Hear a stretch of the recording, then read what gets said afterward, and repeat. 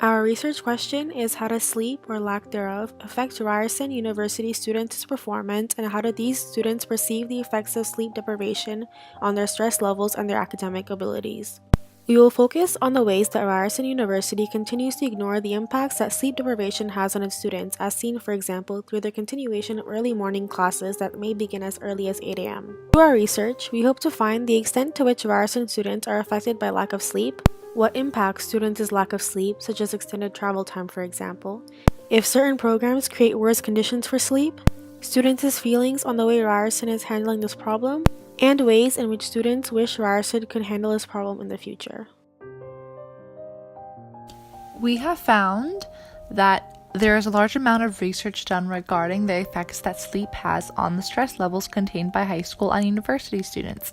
Research states that exam stress results in sleep deprivation and daytime dysfunctions of university students, and that sleep deprivation leads to increased stress levels, lower academic performances, poorer social experiences, increases in alcohol consumption, and mental health issues.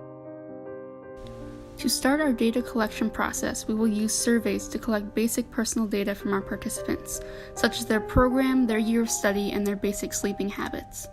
Surveys will allow us to collect large amounts of basic data in a very short amount of time. We will use focus groups in order to discuss students' feelings towards Ryerson and their perceptions on their sleep and stress levels. Focus groups are useful because they allow us as researchers to accumulate large amounts of data in shorter amounts of time, since we will be talking to multiple people at a given time. We chose focus groups instead of individual interviews because we want to collect a fair amount of data. Because our subject is not particularly sensitive and most people should not have a problem discussing it in front of others, using focus groups allows us to get the amount of data we want without spending too much time doing interviews. Our research will produce both academic and accessible knowledge sources. We will produce an academic paper that will be peer-reviewed and published in an academic journal. To make our research accessible to all, we will create a website to document our research process and our findings. In order to ensure that our research reaches as many people as possible, we will create petition groups who will discuss our project with Ryerson students and faculty around campus. We will also create posters with links and QR codes to our website. Potential participants in this study will include Ryerson undergraduate students from a wide variety of academic faculties, including but not limited to arts, science, engineering, business, and communications. We hope to include Ryerson undergraduate students from a diverse array of socioeconomic backgrounds, gender identities, and various years of study.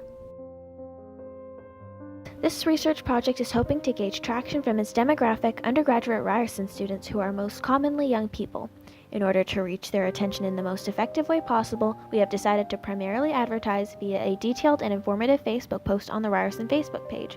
As well, to reach even those who do not use Facebook or check it too often, we have also opted to creating a page-sized poster containing the same information as the Facebook post, and putting it up around popular and appropriate spots on campus.